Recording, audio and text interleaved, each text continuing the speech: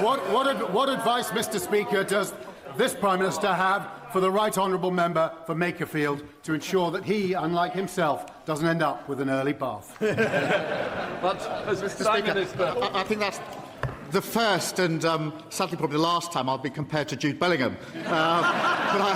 But I thank him for that. And on the question of red cards, I can't tell him how much incoming I had a week ago Monday after President Trump intervened for their red card, for me to get the England red card adjusted. Just for the record, Mr. Speaker, I didn't attempt.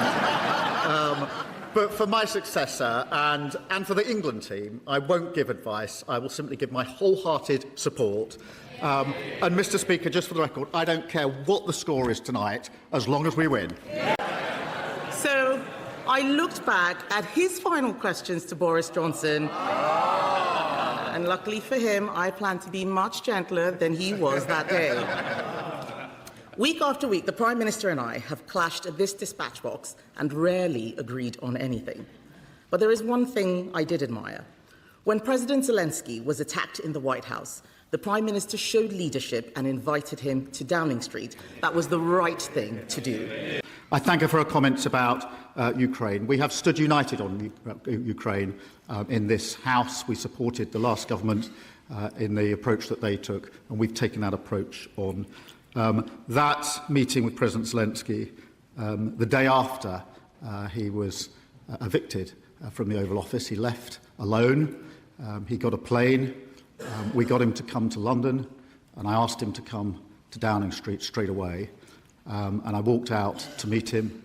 I gave him a hug, and then I showed him what was in the street, which was many people who had come thinking that he was visiting Downing Street. And the moment he got out the car and hugged me, they cheered on the top of their voices, the British people, to tell President Zelensky exactly what they thought of him and the way that he had been treated. And that was a really emotional moment, because it was the first human contact he had effectively had outside of his immediate team since he left the Oval Office.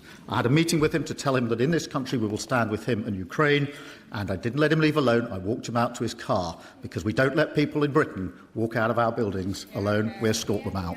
And, Mr. Speaker, I picked up our party. I turned it round. I made a promise to rip anti-Semitism out of my party, and I did. I turned my party to face the country, and we won a landslide Labour general election. And after 2 years, we've stabilised the economy. We have invested heavily in our public services. We put better protections in for children, particularly on child poverty. We've strengthened our defence, and we've enhanced our international reputation. I'm proud to leave this country in a better shape than I found it. Mr. Speaker, as the Prime Minister finds himself with more time on his hands, can I recommend the new Toy Story film?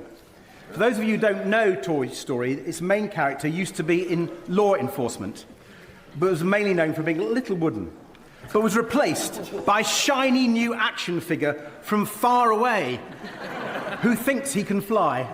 And the name Andy on everyone's lips. Perhaps, Mr. Speaker, maybe the Prime Minister should give that a miss. Mr. Speaker, this will be my last answer from this dispatch box.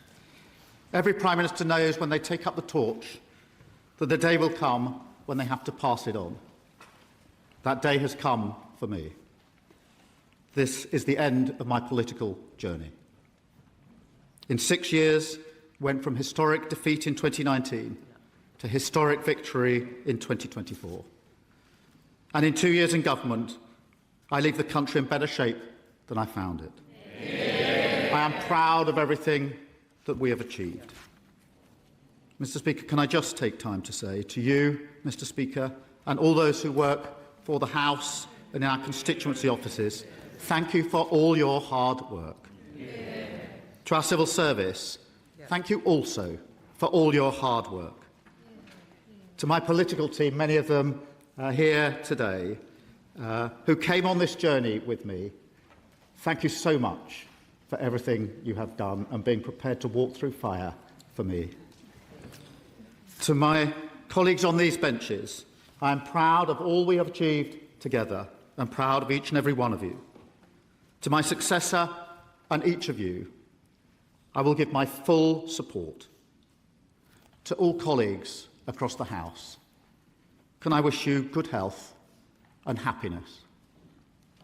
To all those in the gallery whose lives have been changed or improved by this Labour government, and all across the country who struggle to be seen or heard, you're the reason I came into politics. To my wife and children, I love you. Goodbye.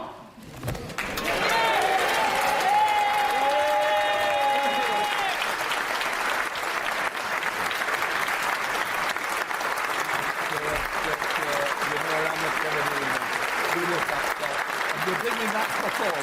It's your choice.